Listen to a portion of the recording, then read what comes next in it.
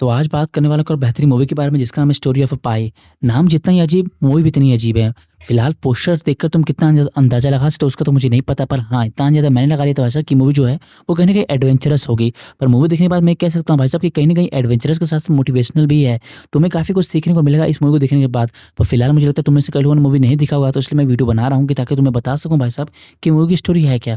तो बात करें भैया पहले नाम के बारे में, पाई। पाई नाम है बेसिकली मूवी के मेन कैरेक्टर जो कि हमारे इरफान भाई हैं। फिलहाल पोस्टर देख के मुझे लगा भाई साहब कि कहीं-कहीं हॉलीवुड मूवी होगी, पर नहीं, बॉलीवुड मूवी है। ऐसा नहीं कि हॉलीवुड के एक्टर्स नहीं हैं, हॉलीवुड के काफ़ी एक्टर्स इसमें काम किए हैं, पर मेनली बॉलीवुड ही के एक्टर्स हैं, मैं कहना चाहूँगा। बात करें भाई साहब इनके नाम के पीछे के इतिहास के बारे में, तो ये मेरा क्वेश्चन भी है और सामने तुम्हें अंग्रेज़ दिख रहा होगा भाई साहब, उसका भी यही क्वेश्चन है हमारे इरफान भाई साहब से कि तुम्हारा नाम पाई कैसे पड़ा? तो मेनली उसका अंदाज़ा ये हो सकता है भाई साहब कि तुम्हारे फादर जो थे, वो कहीं न कहीं मैथमेटिशियन थे क्या कि उनको पाई से इतना लगाव था तुम्हारा नाम पाई रख दिया, पर ऐसा नहीं है। उसके पीछे एक इंटरेस्टिंग स्टोरी ये होती है भाई साहब कि जो उनके फादर के फ्रेंड होते हैं, वो अच्छे स्विमर होते हैं। और एक बार जो प्रिंसेस नाम का बहुत बड़ा स्विमिंग पूल होता है, बहुत ही रिनाउंड होता है, वहाँ स्विमिंग करने जाते हैं इनके फादर और ये। तो उस वक़्त बोलते हैं भाई साहब इनके फादर के फ्रेंड कि भाई साहब तुम्हारा बच्चा हो तो उसका नाम प्रिंसेस रखना, प्रिंसेस पाठक।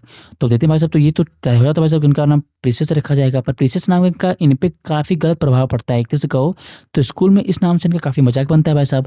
तो प्रिंसेस से अब पाई बनने का सफ़र ये होता है भाई साहब कि इनको मैथ से काफ़ी लगाव था, जो कि काफ़ी अजीब है। अब देखते हैं भाई साहब कि इनके इस लगाव के कारण इनका नाम पाई पड़ जाता है। अब जानते हैं इनके बारे में कुछ और बातें। देखो भाई साहब, इनका बचपन का जो जन्म होता है ना भाई साहब, वो हिंदू फैमिली में होता है, जहाँ पर ये अपने गॉड को मानते ही मानते हैं। साथ पे इनकी जो दिलचस्पी होती है वो बाकी रिलीजन में भी होती है।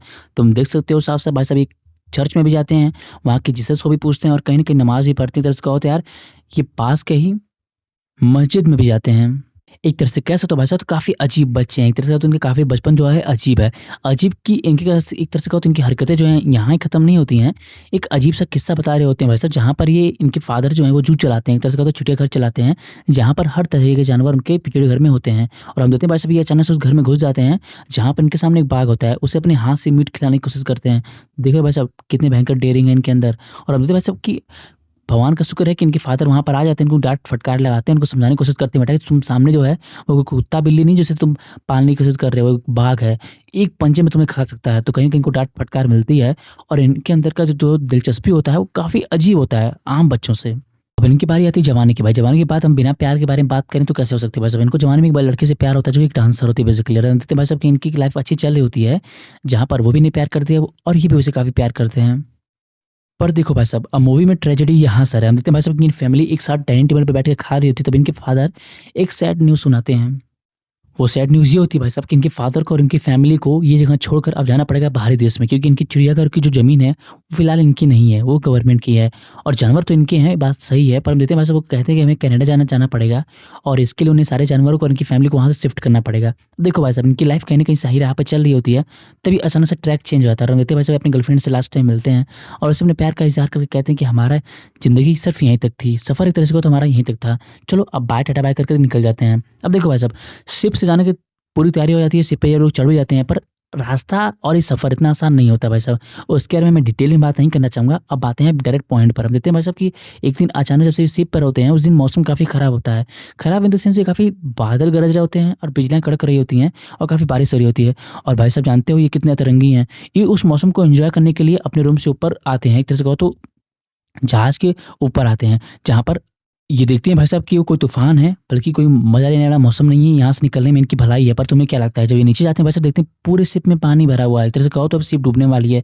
अब पता नहीं उस वक़्त ऐसा क्या हो गया भाई साहब कि तूफ़ान आ गया होता है ओशियन में और इनकी लाइफ़ में भी एक तरह से कहो तो बहुत बड़ा तूफ़ान आया होता है, क्योंकि जब ये नीचे जाते हैं भाई साहब तो अपनी फैमिली को अपने कमरे में पाते ही नहीं है। एक तरह से कहो तो उनकी माँ, पापा, भाई जो होते हैं उनके रूम में होते ही नहीं हैं।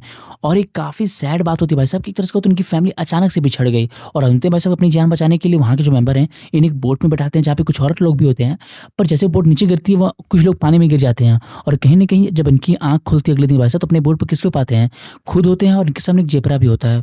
मतलब एक ही रात में पूरी लाइफ़ इनकी चेंज। अब इसके बाद तुम खुद अंदाज़ा लगाओ भाई साहब क्या होने वाला है बेसिकली। तुम खुद सोचो भाई साहब कि तुम अपनी फैमिली के साथ कहीं ट्रिप पर जा रहे हो, अचानक से तुम्हारी पूरी शिप डूब जाए, उसमें से कोई ना बचा हो, तुम्हारे सामने एक ज़ेब्रा हो, एक जानवर, तुम एक बोट पे हो, जहाँ पर तुम खुद अकेले हो, तुम्हारा खाना-पीना, रहने का तुम्हें खुद पता नहीं, तुम्हारे खाने रहने का तुम्हें खुद पता नहीं, तुम्हारा सफ़र कैसे गुज़रेगा। मतलब एक तरह से कहा तो भाई ये ज़िंदगी जहन्नुम से भी बदतर हो चुकी है। अब इसके बाद इन्हें कुछ आइडिया नहीं वैसे उनके साथ क्या होगा।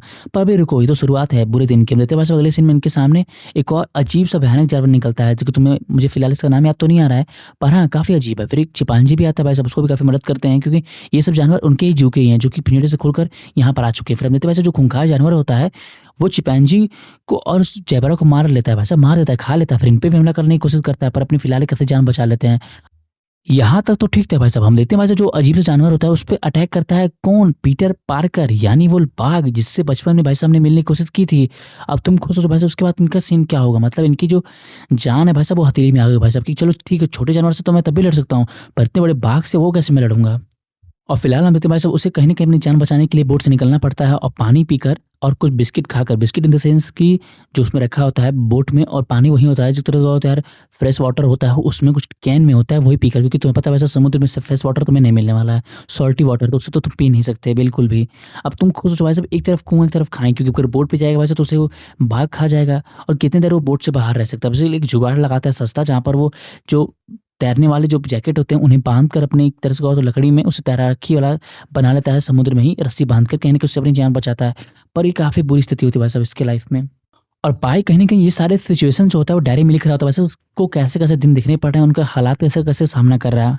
पर देखो भाई साहब, उसको कहीं न कहीं पाई को डिसाइड करना होता है, भाई साहब कि अगर मुझे ज़िंदा रहना है तो कहीं न कहीं बाघ से दोस्ती करनी पड़ेगी और बाघ को भी कहीं न कहीं समझना पड़ेगा कि हम दोनों को अगर ज़िंदा रहना है तो एक-दूसरे के साथ मिलकर काम करना पड़ेगा। उसके बाद हम देखते हैं भाई साहब, वो उसे ट्रेनिंग देना शुरू कर देता है। बेसिकली एक माँस का टुकड़ा लेता है जो कि आस-पास को मछलियों को पकड़ता है, उन्हें मारकर उसे ट्रेंड करने की कोशिश करता है भाई साहब कि देखो, हमें ज़िंदा रहना है तो हमें साथ मिलकर काम करना पड़ेगा।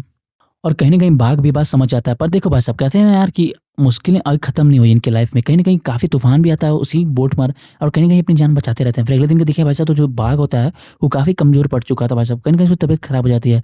पर इसी की वजह से हम देखते हैं भाई साहब जो हमारा पाई होता है उसे मदद करता है और इन दोनों की कहीं न कहीं दुश्मनी जो होती है वो दोस्ती में बदलने लगती है। कहीं न कहीं एक तरह से तो ये काफ़ी क्लोज़ आने लगते हैं। फिर एक दिन देखते हैं भाई साहब जब पाई की आँख खुलती है तो उसके सामने एक आइलैंड होता है। आइलैंड बेसिकली ज़मीन पत्थर का नहीं होता है, बल्कि एक पेड़ का होता है। काफ़ी अजीब आइलैंड है। हम देखते हैं भाई साहब उस आइलैंड पे चढ़ता है तो वहाँ से काफ़ी छोटे-छोटे जानवर दिखते हैं जो कि तुम देखते हो भाई साहब। अगर नेट जियो वाइल्ड देखते होगे तो तुम्हें आइडिया होगा इनका नाम, फिलहाल तो मुझे इनका नाम याद नहीं आ रहा है। तो देखिए भाई साहब उसके बीच में आइलैंड गया था तो भाई साहब तो वहाँ पानी होता है और एक तरीके से कहो भाई साहब तो नॉर्मल पानी होता है, एक तरह से कहो तो मीठा पानी होता है। और क्या भाई साहब हमारा पानी देखते हैं भाई साहब बहुत दिन से भूखा प्यासा होता है, वो तुरंत कूदता है उस नदी में एक तरह से वो तालाब में और तुरंत वहाँ से काफ़ी एन्जॉय करता है, काफ़ी पानी पीता है।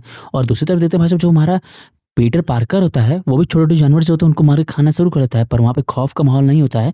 बाकी सब जानवर अपना एन्जॉय कर रहे होते हैं। फिर हम अगले सीन में देखते हैं भाई साहब रात का होता है, जहाँ पर जो हमारा पीटर जो होता है वो वापस नाव पर चले जाता है भागकर, बाकी जो जानवर छोटे-छोटे होते हैं, वो बाकी सब पेड़ पे चढ़ जाते हैं। अब पता नहीं क्यों उसके पीछे का राज़ है भाई साहब। हम देखते हैं भाई साहब जो तालाब होता है ना यार, जो सुबह था तो मीठा पानी था और ठीक था, वो शाम को अजीब पानी बन जाता है, तो उसको तो केमिकल रिएक्शन बन जाता है उस पानी में और वहाँ के जितने भी जीव-जंतु अंदर होते हैं, एक तरह का तो जो फिश होती हैं, उनकी मांस लगते हैं गलने।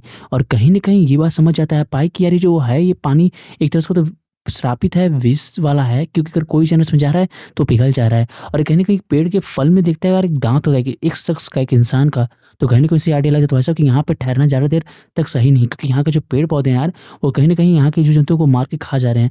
अब तुम खुद आइडिया लगाओ भाई साहब कि वहाँ के जो पेड़ हैं, उनको न्यूट्रिशन कहाँ से मिल रहा होगा कि भाई समुद्र के बीच में है, तो उन्हें खारा पानी के अलावा और कहाँ से मिल रहा होगा? तो वहाँ के जीव-जंतुओं को और वहाँ पे ठहरने वाले इंसानों को ही मार कर अपना भोजन बना रहे हैं वहाँ के पेड़। और फिर हम देखते हैं भाई साहब जो अपना पाई होता है वो कहीं न कहीं बंदोबस्त कर लेता है, कुछ वहाँ के डाल या फल होते हैं उनको तोड़-ताड़ के अपने अंदर रख लेता है उसी वाले बोर्ड पर और कहीं पीटर पार्कर यानी उस बाघ के साथ वापस से सफ़र पर निकल जाता है। और यहाँ पर तुम समझ सकते हो भाई साहब कि भगवान के होने का सबूत तुम्हें मिल जाएगा भाई साहब। कहते हैं ना जो हिम्मत नहीं हारता है उसकी हर चीज़ सफल हो जाती है, हर काम सफल होता है। तो बेसिकली यहाँ पर ऐसा ही होता है। हम देखते हैं भाई साहब जो पाई होता है जब उसकी अगले दिन आँख खुलती है तो अपने को पता है कहाँ पाता है, एक बीच के किनारे पाता है बेसिकली। यानी काफ़ी दिनों के बाद आखिरकार उसे ज़मीन मिल ही गया और हम देखते हैं भाई साहब जो पाई होता है काफ़ी थक चुका होता है, वो लेट जाता है और दूसरी तरफ जो होता है हमारा पीटर पार्कर यानी बाघ जो होता है, वो वापस से वो भी काफ़ी कमज़ोर हो चुका था एक तरह से कहो तो वापस वो जंगल की तरफ लौट जाता है। और हम देखते हैं भाई साहब जो हमारा पाई होता है वो कहीं न कहीं इंतज़ार कर रहा होता है कि लास्ट टाइम बाघ उसे देखे दहाड़ एक तरह से कहो तो उसे बाय करे, गुड बाय करे, पर ऐसा नहीं हो पाता है। जो बाघ होता है वो बिना उसे देखे, बिना थैंकफुल किए चले जाता है, जो कि पाई को काफ़ी तरह से कहो तो हर्ट करती है। उसे काफ़ी दुःख होता है भाई साहब कि लास्ट टाइम उसे उसने बाघ से नज़र नहीं मिलाया और जब उसे लोग ले जा रहे होते हैं कहीं न कहीं पाई जो होता है वो रो रहा होता है। और क्या इसके बाद हम देखते हैं भाई साहब ये कहानी फ़िलहाल यहाँ तक खत्म हो जाती है नितिन भाई साहब, जहाँ पर हमारे इरफान भाई साहब हैं उसी अंग्रेज को बता रहे होते हैं भाई साहब क्या क्या कर, मेरा वो लास्ट दिन होता है जब मैंने पाई को देखा था और मेरा ये खौफनाक मंजर जो है एक तरह से सपना जो है एक तरह से तो हकीकत जो है वो मिट गया। अब बिल्कुल उस दिन के बाद बताते हैं भाई साहब कि कुछ अंग्रेज वहाँ पर आए थे जापानी, और उसके बाद वो बताते हैं भाई साहब कि कुछ जापानी इंश्योरेंस वाली कंपनी की तरफ से आए थे उनसे बात करने भाई साहब, तो उन्हें बताते हैं भाई साहब कि उस बोट के हादसे में एक तरह से उस शिप के डूबने के हादसे में कोई भी नहीं बचा है, और एक लौते हमारे हमारे भाई साहब हैं पाई, और उनके अलावा वो बाघ भी है। पर उनके बाघ वाले बात पर कोई भी वहाँ का इंसान भरोसा नहीं कर रहा होता। बेसिकली जो आए होते हैं जापान से, जो मेरे को कहानी सुनाते हैं पाई भाई साहब की, मेरे साथ एक और पीटर पार्कर नाम का बाघ भी था, उसके साथ हमने ऐसे-ऐसे दिन बिताए हैं, एक तरह से तो हमारे साथ ऐसा-ऐसा माहौल रहा है, पर उनकी बात पे कोई विश्वास ही नहीं करता। फिर हमसे भाई साहब एक मनगढ़ंत कहानी सुनाते हैं उन लोगों को और कहते हैं भाई साहब चलो ठीक है यही सही है, और कहीं न कहीं जो इंश्योरेंस वाले होते हैं उनकी बात विश्वास नहीं करते, वहाँ से चले जाते हैं। और कहीं न कहीं वो इरफान भाई को तुम देखोगे, यानी इरफान भाई एक तरह से तो पाई भाई को देखोगे तो भाई बता रहे थे उस अंग्रेज को, देखो मेरे लाइफ का यही मंज़र रहा है और जो हकीकत है जो मैंने अपनी आँख से देखा है, अब तुम्हारे ऊपर है भाई साहब तुम इसमें भरोसा करो ना करो, पर हाँ सचमुच में मेरे साथ ऐसा हुआ है। तो कहीं न कहीं वो अंग्रेज कहता है कि हाँ मुझे इस बारे में आइडिया है, क्योंकि आपके अंकल ने मुझे ये कहा था भाई साहब कि आपके साथ ऐसा सचमुच में बीता है, और मुझे इस बात पे पूरी यकीन है कि आपने ऐसा किया होगा, सचमुच में आपके साथ ऐसा मंज़र रहा है। फिर हम देखते हैं अगले सीन में उनकी वाइफ़ आती है, फैमिली आती है, और कहीं न कहीं ये कहानी पूरी मूवी खत्म हो जाती है। तो आई थिंक तुम्हें भी वीडियो अच्छा लगा होगा। मूवी की स्टोरी काफ़ी इंटरेस्टिंग तुम्हें लगी हो भाई साहब, क्योंकि काफ़ी मोटिवेशनल और एडवेंचरस स्टोरी मुझे काफ़ी लगी भाई साहब इस मूवी की। एक तरीके भाई साहब तो कैसे भी दिन में बुरे हालात आएँ, हमें हिम्मत नहीं हारना चाहिए भाई साहब, सच बता रहा हूँ। मैं तो बस यही कहना चाहूँगा भाई साहब, पाई भाई साहब ने इतनी भयंकर एक तरह से कहो यार दिखाई हिम्मत की, मौत को भी अपना दोस्त बना लिया, और एक तरह से कहो तो उस बुरे हालात में भी एक बाघ के साथ सर्वाइव किया। नेट जियो वाइल्ड तो इसके सामने कुछ भी नहीं भाई साहब। मैं तो कहूँगा मैन वर्सेस वाइल्ड का जो बियर ग्रिल्स है इसके सामने कुछ भी नहीं है, क्योंकि इनके सामने ना कोई स्क्रिप्ट ना कैमरा कुछ नहीं था, तब भी इन्होंने इतनी बेहतरीन तरीके से वो उस जगह सर्वाइव किया, तो यार वो सैल्यूट के बराबर है। तो मुझे लगता है वैसे मैंने तुम्हें इंटरेस्टिंग स्टोरी बताई इस मूवी का, तो मेरे वीडियो पे लाइक के बराबर है। तुम प्लीज़ वीडियो को लाइक कर देना, चैनल सब्सक्राइब करना मत भूलना। चलो मिलते हैं एक और इंटरेस्टिंग वीडियो में एक और इंटरेस्टिंग मूवी की स्टोरी के साथ, तब तक के लिए जय हिंद।